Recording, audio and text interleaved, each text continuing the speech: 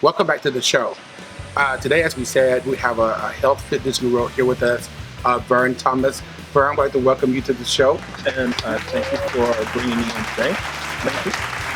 All right, let's get right down to it. Basically, you've had a background of acting, weightlifting competitions that you've won. You've helped different people get in shape. Most importantly, you've been helping me for a time. And, we're going into the spring, the summer months, and people wanted to lose weight, this type of thing. I know you have your personal goals that we're going to get into too. What would you tell people that are trying to lose weight? Well, one of the main things that you would really want to do is learn how to eat.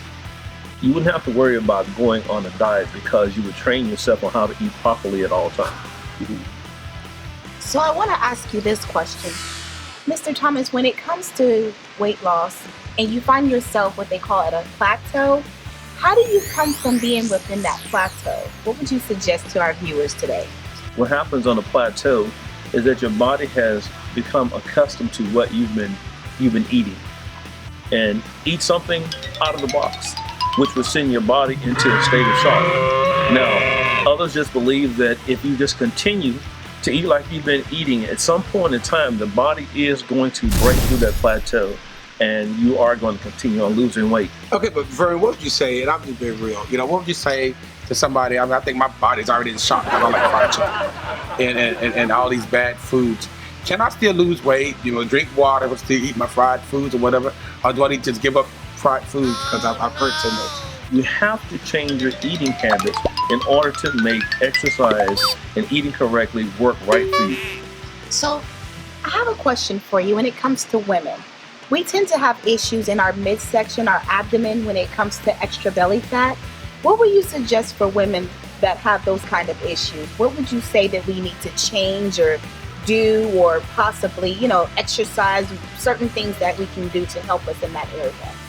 Has to be a calorie deficit, and there has to be a energy burn, meaning you have to burn more energy than calories that you're bringing in. And quite naturally, at some point in time, you are going to lose the tummy fat, as you call it, or the baby fat, as you call it. What about the person that has been a couch potato all their lives, and they're looking at you and saying, well, you already there, I'm still trying to get there.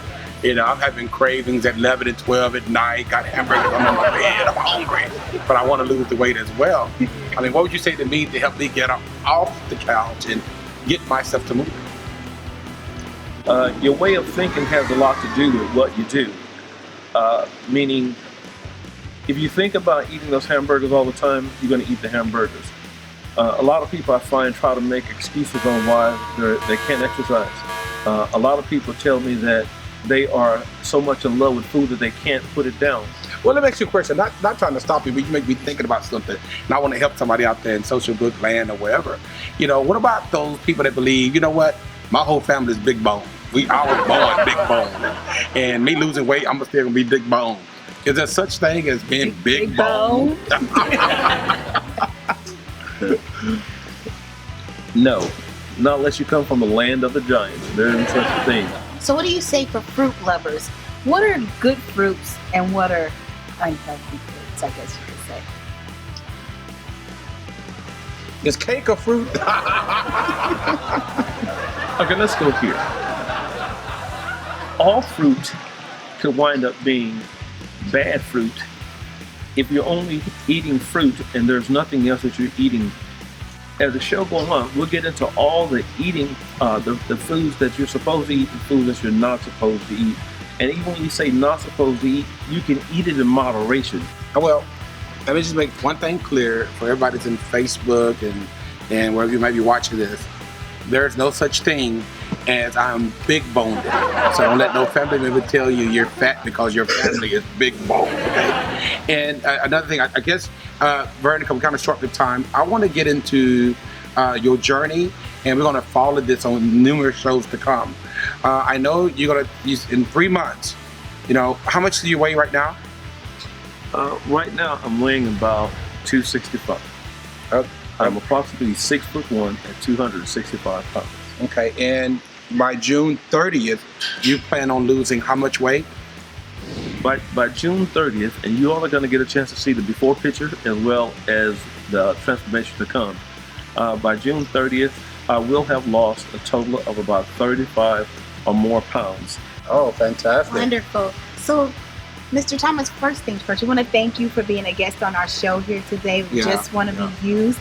We look forward to following you on the journey. We're going to have more, times with you to know what's happening with you and the transition of everything. So it's very exciting. So guests, stay tuned with Just Want to Be Used, because we have some exciting things to come. And how can they, Bert though, they're making So, faces. Mr. Thomas, how can the guests reach you for questions?